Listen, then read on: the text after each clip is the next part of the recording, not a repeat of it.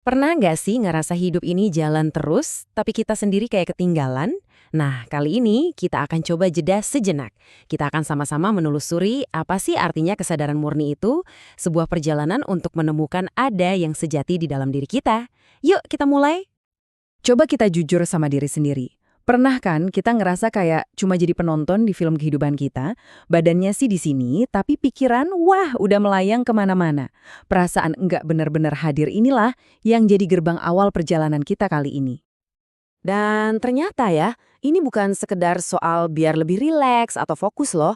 Ada sebuah gagasan yang kuat banget yang bilang kalau hidup tanpa kesadaran akan Tuhan itu kerugian total. Wah, ini dalam banget. Artinya, ini bukan cuma soal self-help, tapi menyentuh inti dari keberadaan kita. Oh ya, sebelum kita lanjut lebih jauh, penting banget buat kita sepakat, di sini nggak ada yang namanya guru dan murid. Anggap aja kita semua ini teman seperjalanan, yang sama-sama lagi belajar dan mencari. Kita sama-sama pengen merasakan sesuatu yang lebih otentik. Oke, jadi tujuan pertama kita kemana? Yaitu menuju ada yang sejati.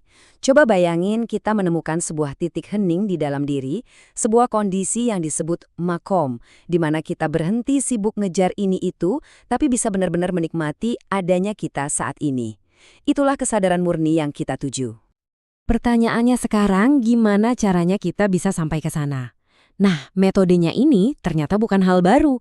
Kita akan menapaki sebuah jalan sunyi yang sudah ada sejak zaman dulu, jalannya para nabi.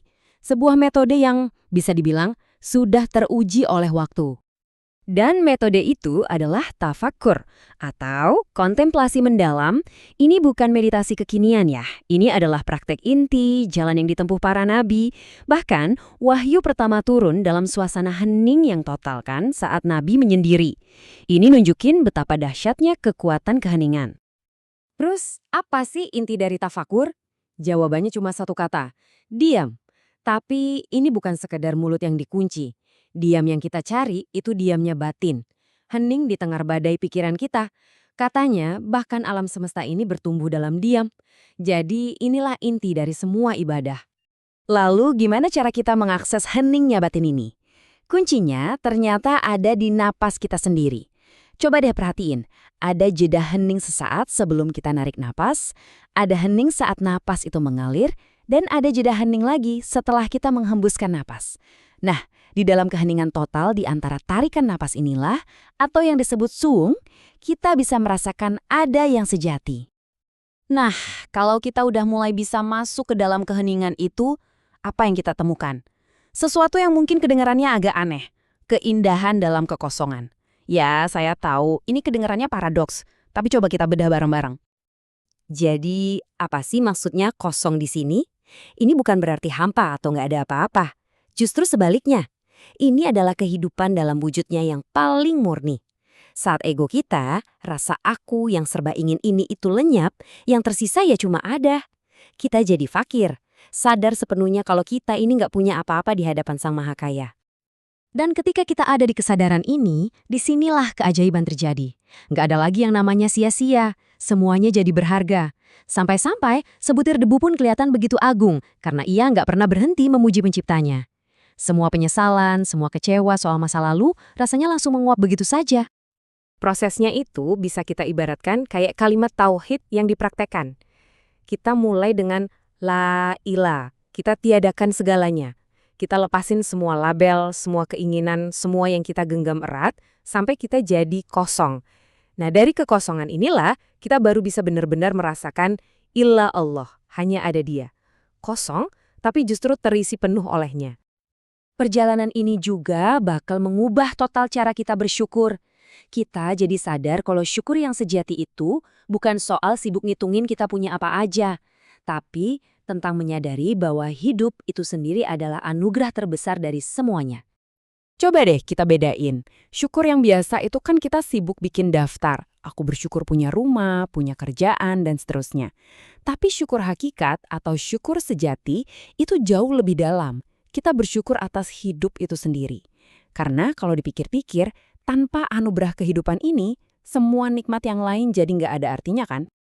Dan sekarang kita sampai di bagian puncak dari perjalanan ini. Sebuah titik di mana kita nggak lagi berusaha sekuat tenaga, tapi kita membiarkan terjadi. Inilah tahap, biarkan Tuhan yang bekerja. Saat kita mulai melebur dan memberi ruang untuk sesuatu yang jauh lebih besar. Dan kuncinya, balik lagi ke satu hal ini. Ingat baik-baik, tafakur itu bukan untuk berpikir, tapi untuk diam. Ini adalah instruksi paling dasarnya. Saat kita berhasil melepaskan semua keramaian di kepala dan benar-benar hening, saat itulah keajaiban yang sesungguhnya terjadi. Dari keheningan total itu, sebuah kesadaran baru muncul. Kita merasa bukan lagi aku yang hidup, melainkan Tuhanlah yang hidup melalui diri ini. Kesadaran kita seolah menyatu kembali dengan sumber dari segala kehidupan. Lalu kesadaran ini meluas. Bukan lagi aku yang bekerja, yang berprestasi, yang menciptakan, melainkan Tuhanlah yang bekerja melalui tangan kita, melalui pikiran kita. Setiap tindakan gak lagi terasa sebagai usaha pribadi, tapi sebagai aliran dari aksi ilah yang satu.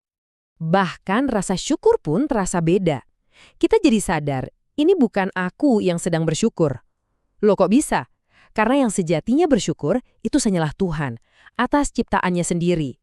Kita ini cuma beruntung jadi saluran, tempat rasa syukurnya itu mengalir. Dan inilah puncaknya. Tuhanlah yang ada, bukan lagi aku yang ada sebagai sosok terpisah. Yang ada hanyalah kesadaran akan keberadaannya yang satu, yang meliputi segalanya. Inilah momen saat sang hamba lebur dan kembali kepada sang pencipta. Kita tutup perjalanan ini dengan sebuah realisasi yang luar biasa yang lahir dari keheningan itu. Aku ada. Seluruh alam semesta ini untukku. Dan nikmat terbesar dari semuanya adalah anugerah keberadaan ini sendiri. Ini bukan suara ego ya. Ini adalah suara jiwa yang akhirnya menemukan rumahnya. Sebuah kesadaran tentang betapa tak ternilainya setiap tarikan nafas kita.